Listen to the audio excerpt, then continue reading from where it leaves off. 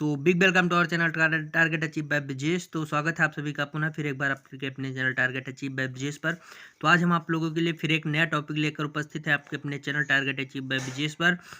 Competitive exam के लिए very important question हम आप लोगों के लिए दिन रात प्रयास करके आपको वेरी इंपॉर्टेंट क्वेश्चन प्रोवाइड कर रहे हैं। तो आज हम लाए हैं बॉटनी यानी वनस्पति विज्ञान की प्रमुख शाखाएं कौन कौन सी हैं जिसे हम स्टडी करते हैं। तो बॉटनी की जो विभिन्न शाखाएं हैं उनके बारे में आज हम बात करेंगे। बॉटनी की विभिन्न शाखाओं में सबसे पहले हम देखेंगे कि इसकी कितनी शाखाएं हैं, कितने ब्रांच हैं और किसमें किसका स्टडी की जाती है। सबसे पहले तो हम देखेंगे एंथोलॉजी। एंथोलॉजी क्या होता है? तो एंथोलॉजी के अंदर हम पुष्प का अध्ययन करते हैं, ठीक, जो स्टडी ऑफ फ्लावर होता है फ्लावर का अध्ययन हम करते हैं। डेंड्रोलॉजी के अंतर्गत हम करते हैं वृक्षों एवं झाड़ियों का अध्ययन, जो हमारे वृक्ष होते हैं एवं झाड़ियों का अध्ययन हम करते हैं। इकोनॉमिक बॉटनी जो है, इकोनॉमिक बॉटनी में हम आर्थिक महत्व के पौधों का अध्ययन करते हैं, मतलब जो इकोनॉमिक इम्पोर्टेंट है प्लांट्स का, उसकी स्टडी हम डीपली करते हैं इकोनॉमिक बॉटनी के अकॉर्डिंग। फ्लोरिकल्चर के अंतर्गत फ्लोरिकल्चर जो होता है उसके अंतर्गत हम करते हैं सजावटी पुष्पों का संवर्धन एवं अध्ययन, ठीक, इसका हम संवर्धन एवं अध्ययन करते हैं अच्छे ढंग से। उसके बाद में जेनेटिक्स, तो आप लोग जानते ही होंगे जेनेटिक्स क्या होता है। इसमें हम अध्ययन करते हैं आनुवंशिकी विभिन्नताओं का अध्ययन करते हैं। फिर उसके बाद में हेरिडिटी जो मेंडल के द्वारा ही दिया गया था, हेरिडिटी एंड जेनेटिक्स। पैतृक लक्षणों का संतति में पहुंचने का अध्ययन इसके अकॉर्डिंग हम करते हैं। हिस्टोलॉजी क्या होता है? हिस्टोलॉजी के अंतर्गत हम ऊतकों का अध्ययन करते हैं। ऊतकों मतलब टिश्यूज जो होते हैं, कई सेल मिलाकर एक टिश्यूज बनाते हैं, आप लोग अच्छे से जानते होंगे। तो जब कई सेलों का एक ग्रुप जो होता है वो टिश्यूज बनाता है, तो हम इसका स्टडी हम हिस्टोलॉजी के अंतर्गत करते हैं। प्लांट मार्फोलॉजी जो होता है, पादपों के आकार के संरचना, मतलब स्ट्रक्चरल स्ट्रक्चरल प्लांट का मतलब जो हम स्टडी करते हैं उसको हम प्लांट मार्फोलॉजी के अंतर्गत करते हैं। माइकोलॉजी के अंतर्गत हम कवकों का अध्ययन करते हैं, यानी जो फंजाई हमारा होता है, फंजाई की स्टडी हम करते हैं। पैलियोबॉटनी के अंतर्गत हम पादप जीवाश्मों का अध्ययन करते हैं, मतलब जो प्लांट्स के फॉसिल्स हैं उसका हम स्टडी करते हैं, बहुत सारे फॉसिल्स होते हैं। फाइकोलॉजी मतलब शैवालों का अध्ययन करते हैं, स्टडी ऑफ एल्गी। उसके बाद में फार्माकोलॉजी औषधि पादपों का अध्ययन, मतलब हमारी जो प्लांट्स हैं जो हमारे मेडिसिन्स के वर्क में आते हैं उनका हम अध्ययन फार्माकोलॉजी के अंतर्गत करते हैं। नेक्स्ट देखते हैं, नेक्स्ट हमारा है फिजियोलॉजी में हम विभिन्न पादप जैविक क्रियाओं का अध्ययन करते हैं। फिर इसके बाद में वायरोलॉजी, विषाणुओं का अध्ययन, जो हमारा वायरस होता है वायरस का अध्ययन हम मतलब वायरस की स्टडी हम वायरोलॉजी के अंतर्गत करते हैं। और इग्रोनॉमी का जो स्टडी है उसको हम फसली पादपों के अध्ययन करते हैं।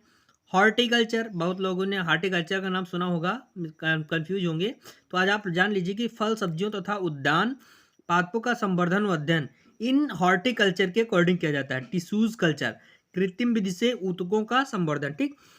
तो ये हो गया आपका कि बॉटनी से रिलेटेड जो आपकी ब्रांचेस थी उसके बारे में। अब हम देखेंगे कि जोलॉजी से रिलेटेड जितनी भी ब्रांचेज हैं उनमें किस तरह की स्टडी की जाती है। तो सबसे पहले हम बात करेंगे एनाटॉमी क्या होती है? तो शरीर की विविध अंगों की संरचना का विच्छेदन द्वारा प्रदर्शन करना, मतलब हमारे शरीर के जितने भी अंग हैं उनका हम डीपली स्टडी एनाटॉमी के अंतर्गत करते हैं। आपने पढ़ा होगा human anatomy and physiology second semester में। तो ह्यूमन एनाटॉमी एंड फिजियोलॉजी के अंतर्गत जो एनाटॉमी होता है उसका हम अध्ययन करते हैं। एंथ्रोपोलॉजी के अंतर्गत मानव जाति के सांस्कृतिक विकास का अध्ययन हम करते हैं। इकोलॉजी जो हमारा होता है जैविक एवं अजैविक वातावरण से जीवों के विविध संबंधों का अध्ययन हम करते हैं, ठीक। एंडोक्राइनोलॉजी आपने नाम सुना होगा, जियोलॉजी में आपने ज्यादातर इसका नाम सुना होगा, एंडोक्राइनोलॉजी अंतःस्रावी तत्वों का अध्ययन, ठीक। अंतःस्रावी तंत्रों का अध्ययन हम करते हैं एंडोक्राइनोलॉजी के अंतर्गत। एंडोक्राइनोलॉजी आपका एक टॉपिक था। एम्ब्रियोलॉजी यानी भ्रूणीय संवर्धन, ये जो हमारा इम्ब्रो होता है, भ्रूण का होता है, उसका हम स्टडी करते हैं एम्ब्रोलॉजी के अंतर्गत। एंजाइमोलॉजी का अंतर्गत हम करते हैं स्टडी, उत्प्रेरकों का अध्ययन करते हैं। एंटोमोलॉजी के अंतर्गत हम करते हैं कीट पतंगों का अध्ययन करते हैं। जेनेटिक्स आप लोग जानते हैं, जीवों के आनुवंशिक लक्षणों में इसकी वंशागत का अध्ययन करते हैं। हिमेटोलॉजी आपका प्रैक्टिकल सेकंड सेमेस्टर में रहा होगा, जिसमें आपने प्रैक्टिकल किया होगा, सब लोगों को पता होगा हिमेटोलॉजी। रुधिर एवं रुधिर संबंधी रोगों का अध्ययन करते हैं, मतलब ब्लड और ब्लड से रिलेटेड जितने भी डिजीज है उसकी स्टडी हम करते हैं। हार्पेटोलॉजी उभयचर एवं सरीसृपों का अध्ययन करते हैं। मैमोलॉजी के अकॉर्डिंग हम करते हैं स्तनधारियों का अध्ययन, ठीक। फिर उसके बारे में माइक्रोबायोलॉजी, आत्म सूक्ष्म जीवों का, मतलब जो बहुत सूक्ष्म जीव हैं उसका हम अध्ययन माइक्रोबायोलॉजी के अंतर्गत करते हैं। जैसे आपका टाइटल था फर्स्ट सेमेस्टर में microbiology and plant pathology, BSc first semester में बॉटनी का। न्यूरोलॉजी के अंतर्गत तंत्रिका तंत्र का अध्ययन करते हैं, जो हमारे न्यूरॉन्स होते हैं उसका अध्ययन करते हैं। ओडेंटोलॉजी के अंतर्गत दंत विज्ञान संबंधी अध्ययन करते हैं, हमारे जो दांत से रिलेटेड होते हैं, ठीक। उसके बाद में ऑर्निथोलॉजी के अंतर्गत पक्षियों का अध्ययन करते हैं। पैथोलॉजी के अंतर्गत हम करते हैं रोगों की प्रकृति, लक्षणों एवं कारणों का अध्ययन करते हैं। रेडियोलॉजी के अंतर्गत करते हैं जीवों पर विकिरण प्रभाव का अध्ययन, मतलब जीवों पर कितने विकिरण के कितने प्रभाव पड़े हैं, रेडिएशंस। टैक्सोनॉमी के अंतर्गत हम जीव जातियों के नामकरण एवं वर्गीकरण का अध्ययन करते हैं। तो आई होप आप लोगों को वीडियो बहुत इंपॉर्टेंट रहा होगा और आप लोगों के लिए वेरी इंपॉर्टेंट होगा। आप चाहे आप जर्नल एग्जाम के लिहाज से देखें, चाहे आप कंपेटिटिव एग्जाम के लिहाज से देखें, आप लोगों के लिए वेरी इंपॉर्टेंट क्वेश्चन। तो लाइक शेयर सब्सक्राइब एवं सभी बच्चों तक वीडियो को शेयर करें। थैंक यू, धन्यवाद। स्वस्थ रहिए, मस्त रहिए।